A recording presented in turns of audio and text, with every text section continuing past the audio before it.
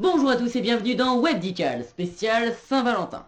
Vous commencez à me connaître, vous savez que je ne pouvais pas m'empêcher de gâcher la magie d'une fête en parlant de fantasmes bizarres et de pratiques sexuelles dérangeantes, que l'on appelle aussi paraphilie.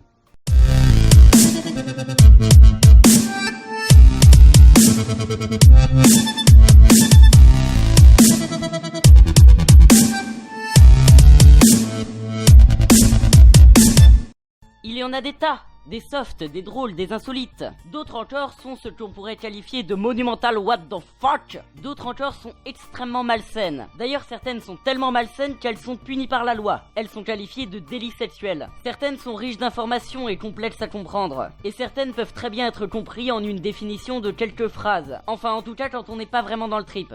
Les sujets vivant avec une paraphilie pourront vous donner une définition beaucoup plus symbolique, car cette attirance ils l'ont contrairement à nous.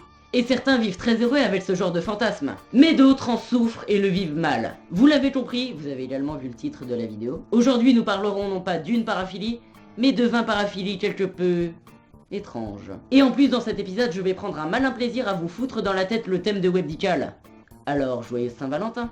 On commence tout de suite avec du dégueulasse, du dérangeant, on commence tout de suite avec la séquence malsain.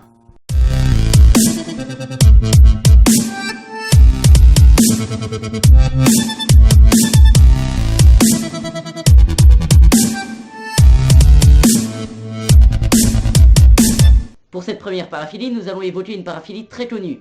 Je veux bien sûr parler de la nécrophilie. Bon, je ne vous cache pas que je ne sais pas vraiment par où commencer.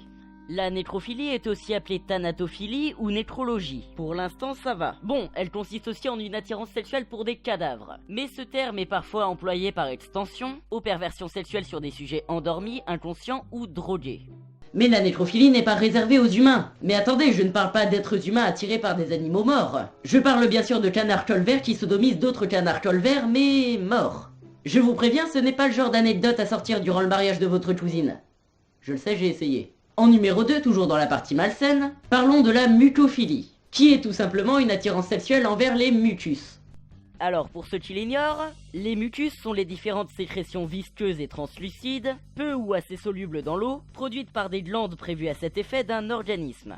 Par exemple, chez l'homme, on peut citer la salive. Mais cela s'étend également vers le règne animal, principalement chez les insectes et les amphibiens. Vous aimez, vous, la bave de crapaud et... ça ?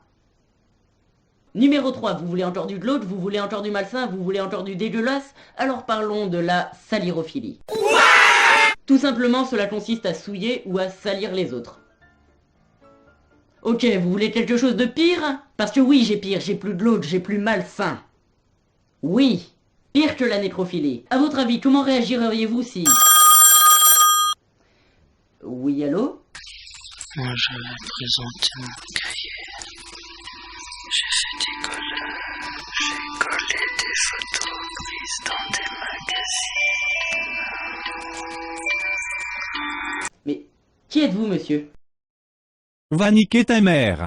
En clair, cette paraphilie consiste à passer des appels obscènes, de préférence à des inconnus. Bon, je pense que l'on va se calmer sur les fantasmes malsains et passer à du fictif.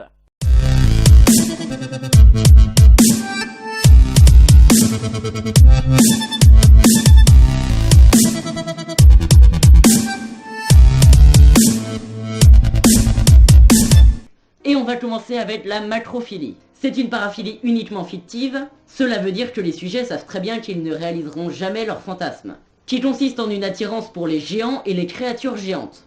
Pour la 6e paraphilie, parlons de la voraphilie. Bon, je ne vous cache pas que le sujet est assez compliqué à traiter.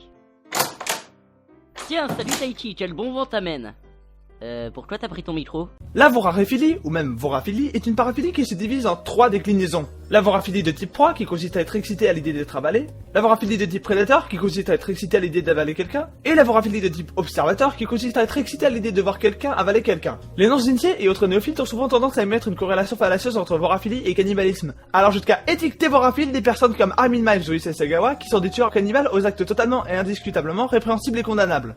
La voraphilie n'a rien à voir avec le cannibalisme, on parle ici d'un fantasme qui est censé rester fictif et irréalisable, et ça ses partisans en ont conscience en grande majorité. Bon après, ok, il y a des cons partout, n'est-ce pas Armin Miles, qui allait jusqu'à vraiment bouffer le pénis d'un mec? Je ne déconne pas. En réalité, derrière le concept assez tordu de la voraphilie se cache une symbolique teintée d'érotisme qui est beaucoup moins glauque. En effet, la voraphilie est un dérivé de l'endosomaphilie, qui signifie aimer être à l'intérieur de quelqu'un, car être à l'intérieur de quelqu'un signifie lui appartenir, n'en faire plus qu'un avec elle. D'ailleurs, l'étape de la digestion est considérée chez eux comme une fusion indolore entre la prédatrice et sa proie. Et oui, j'ai bien dit prédatrice, car en règle générale, ce sont soit des géantes, soit des femmes de taille égale. Attends, depuis quand tu t'y connais autant sur le sujet? Je dois y aller, j'ai un 8e art à terminer. Bon, ce fut intéressant. Je pense qu'on a peut-être eu notre dose de fictif, alors retournons dans le réel. Et plus précisément dans l'illégal. Vous en dites quoi? Vous êtes immonde.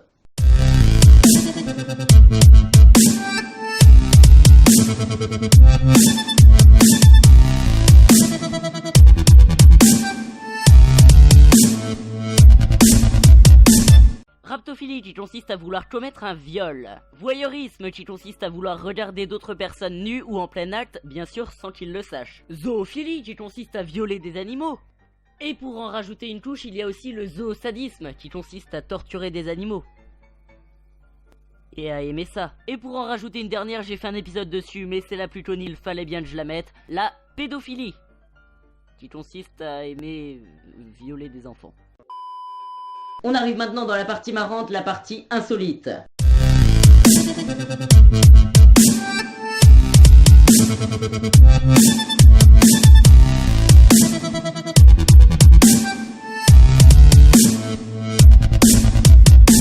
Pour commencer cette partie, parlons de la sapofritose.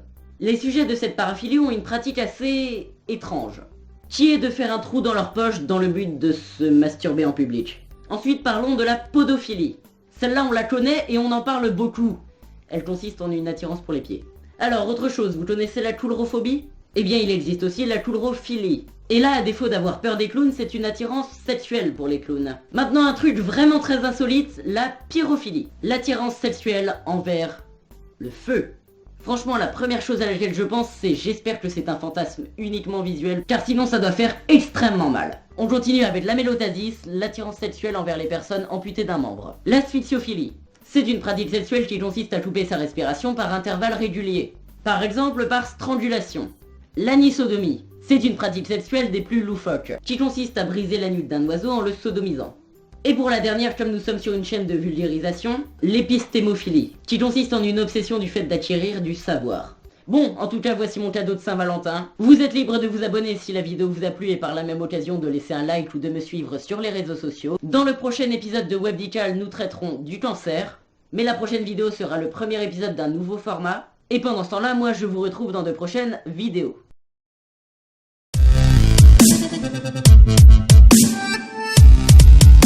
Thank you.